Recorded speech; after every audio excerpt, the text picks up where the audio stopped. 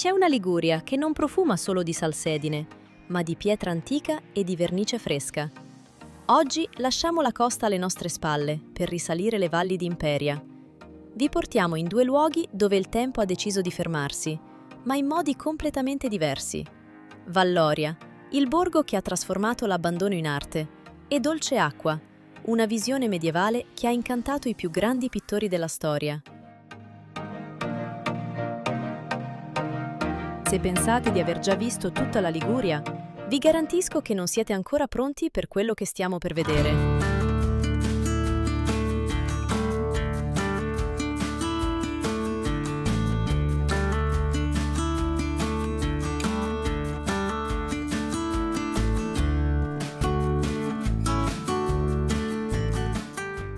Siamo arrivati a Valloria. Se guardate intorno a voi, noterete subito qualcosa di insolito. Qui le case non si limitano a proteggere chi ci vive, ma raccontano storie. Dagli anni 90 questo borgo è diventato una galleria a cielo aperto.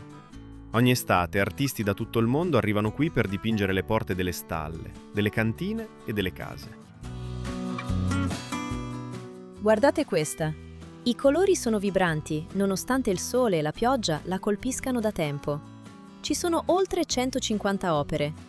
Si passa da scene di vita contadina, come la raccolta delle olive, a sogni surrealisti.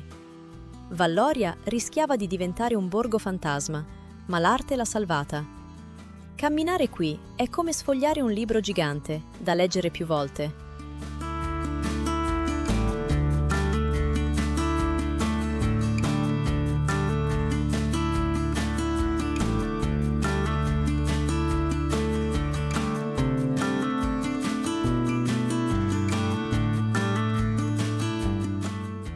C'è un luogo, a Valloria, dove le lancette dell'orologio si sono fermate. È il Museo delle Cose Dimenticate. Non è un museo di grandi tesori d'oro, ma di tesori di vita. Qui sono custoditi gli oggetti della quotidianità contadina. Vecchi aratri, lampade a olio, utensili per fare il formaggio o raccogliere le olive.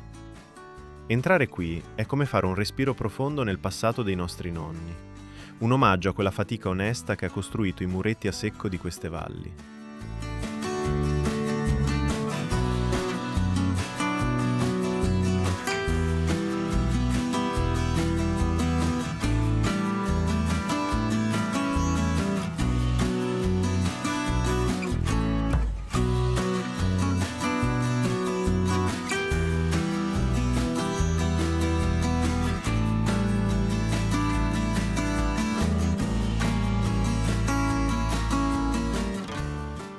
A Valloria non sempre si trova un punto di ristoro aperto.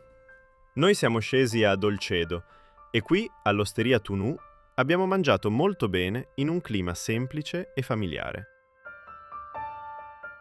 Lasciamo la Valle Prino e ci spostiamo verso ponente. La strada si snoda tra uliveti secolari, quelli dell'oliva taggiasca, l'oro di questa terra. Stiamo entrando in Val Nervia. In meno di un'ora il paesaggio cambia. Le montagne si fanno più aspre e le valli più strette.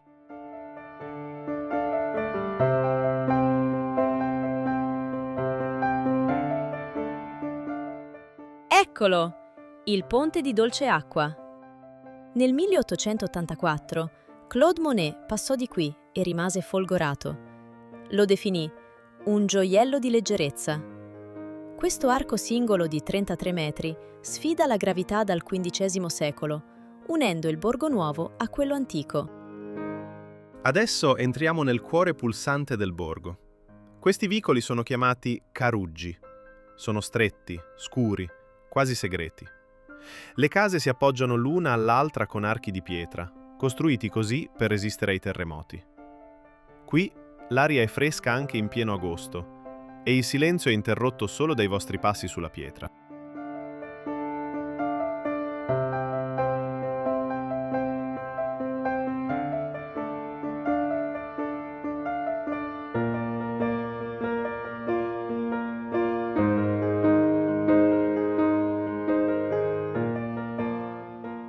Il primo documento che cita Dolceacqua risale al 1151.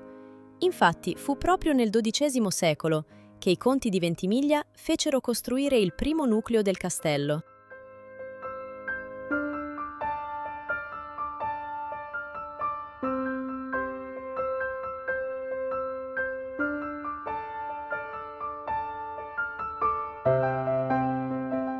Sopra di noi domina il castello dei Doria. Ha visto assedi, nobili e leggende. È il simbolo di una Liguria fiera che doveva difendersi dai pirati e dalle grandi potenze dell'epoca.